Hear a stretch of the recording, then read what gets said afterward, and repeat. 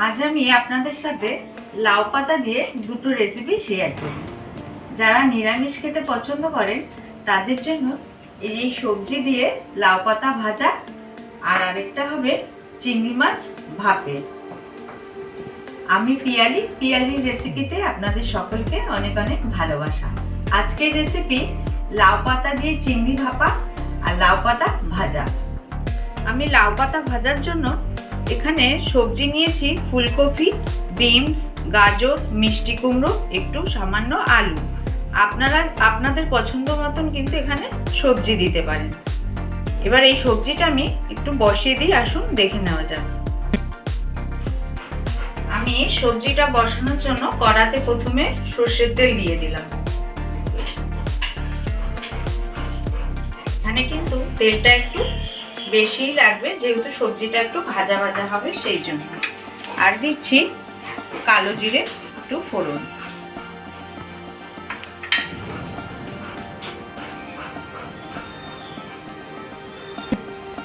এবার আমি দিয়ে দিচ্ছি কেটে রাখা সবজিগুলো। হ্যাঁ, তাতে কিন্তু আমি দুটো কাঁচা লঙ্কা ছিটে দিয়েছি।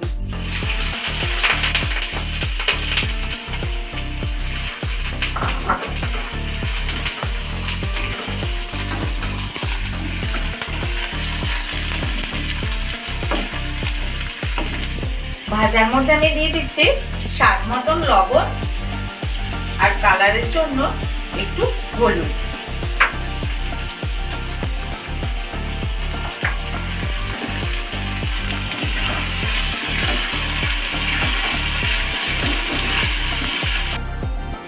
মাছটা ম্যারিনেশন করার জন্য আমি এখানে নিয়ে নিয়েছি কালো সর্ষে 2 চামচ, সাদা সর্ষে 2 চামচ, 2 চামচ পোস্ত। আমি এটা একটু 10 মিনিট আগেই ভিজিয়ে রেখেছিলাম, সেটা আর আমি আপনাদের সাথে আজকে শেয়ার করিনি। আমি এটা শিলে বেটে নেব।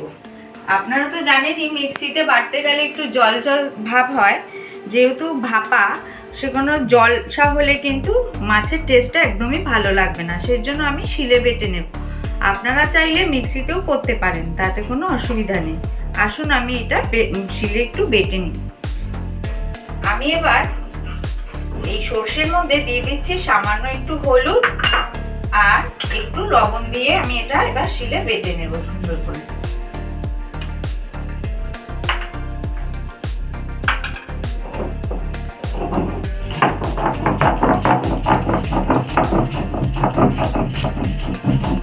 সর্ষেটা আমার হাফ বাটা হয়ে গেছে। এবার আমি দিয়ে দিচ্ছি 4-5টা কাঁচা লঙ্কা দিয়ে আবার আমি একটু বেটে নেব ভালোভাবে।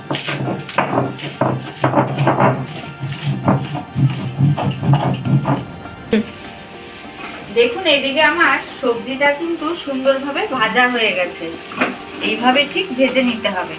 এবার আমি এতে দিয়ে দেব একটু সর্ষে, পোস্ত আর একটু নারকেল।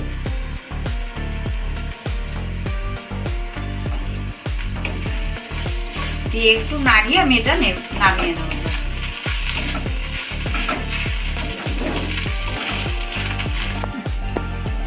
আমি এখানে একটু সামান্য মিষ্টি দিলাম, স্বাদটা একটু ব্যালেন্স রাখার জন্য। সবজিটা কিন্তু ভাজা হয়ে গেছে। এবার আমি এটা বাটিতে তুলে নিচ্ছি।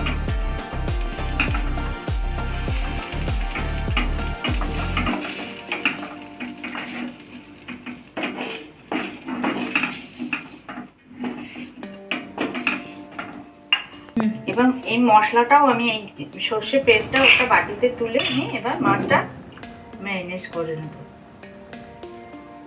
এবার সর্ষেটা আমি বাটিতে তুলে নিলাম, নিয়ে এবার আমি মাছটা ম্যারিনেশন করে রাখবো। এবার আমি মাছে দিয়ে দিচ্ছি 2 চামচ টক দই আর দিচ্ছি সর্ষে পোস্ত বাটা।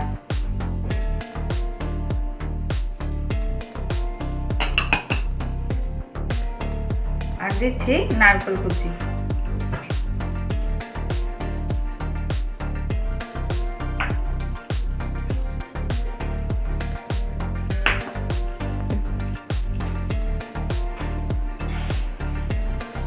এবার দিয়ে দিচ্ছি সর্ষের তেল। তেলটা কিন্তু একটু বেশি করেই দিতে হবে এখানে।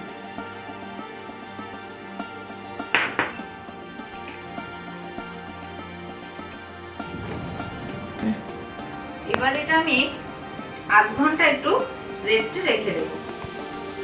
আপনারা তো জানেনই যে কোনো ভাপায় যতক্ষণ রেস্টে রাখা যায় ততই ভালো, এতে সরষার যে ফ্লেভারটা ওটা মাছের মধ্যে সুন্দরভাবে ঢোকে আর খেতেও স্মুথ হয়। এবার এই লাউ পাতার মধ্যে আমি এই সবজিটা দিয়ে আগে লাউ পাতাটা ভেজে নেব।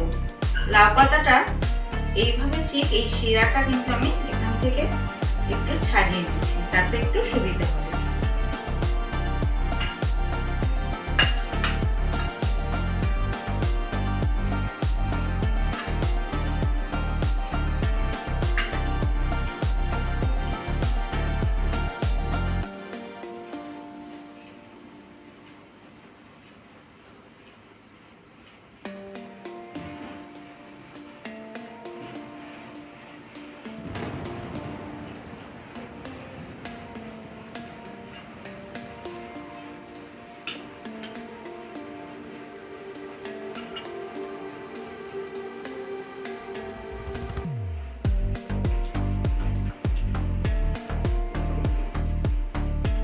এই লাউ পাতাটা ভাজার জন্য এখানে অল্প একটু ময়দা নিয়েছি, একটু সামান্য পরিমাণ মতন একটু লবণ আর একটু হলুদ। এটা একটু আমি পাতলা করে এবার গুলে নেব।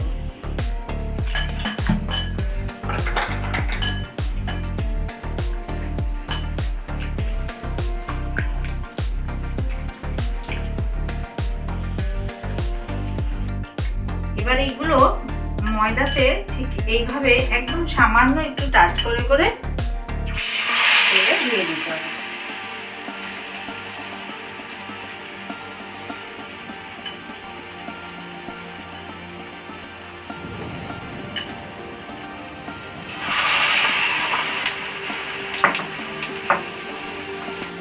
এবার আমি এগুলো একটু হালকা করে উল্টে দেবো।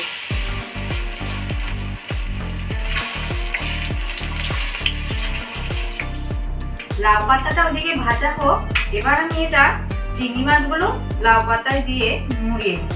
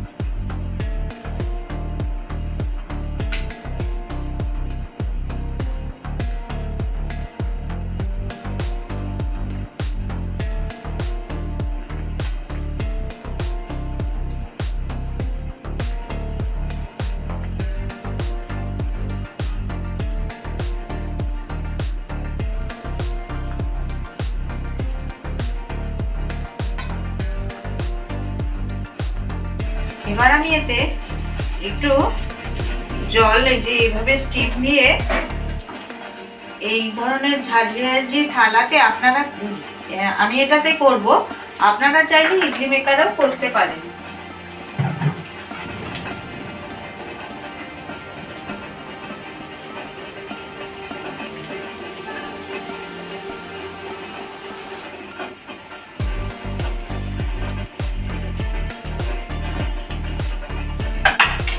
এবার 20 থেকে 25 মিনিট এইভাবে ঢেকে দেব। দেখুন চিংড়ি ভাপাগুলো কিন্তু আমার হয়ে গেছে। এবার এটা আমি দুটো এখান থেকে আপনাদেরকে তেলে ভেজে দেখাচ্ছি। আপনারা চাইলে এইভাবেও খেতে পারেন, আবার এভাবে একটু হালকা তেলে একটু ফ্রাই করেও নিতে পারেন। এভাবে একটু তেলে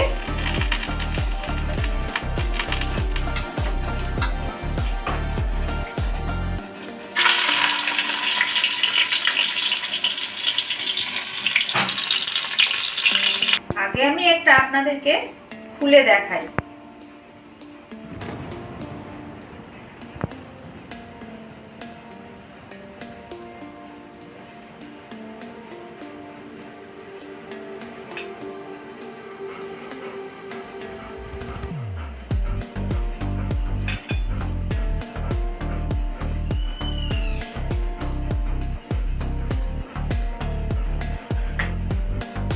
এই দেখুন, এটা কিন্তু ভাপা, আর এটা আমি আবার একটু তেলে ফ্রাই করলাম, আপনারা তো দেখতেই পেয়েছেন। আর এটা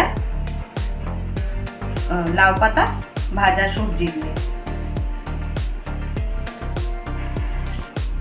কার কার এরকম গরম ভাতে লাউ পাতা ভাজা আর লাউ পাতা দিয়ে চিংড়ি মাছ দিয়ে ভাপা ভালো লাগে, অবশ্যই কিন্তু আমাকে কমেন্ট করে জানাবেন।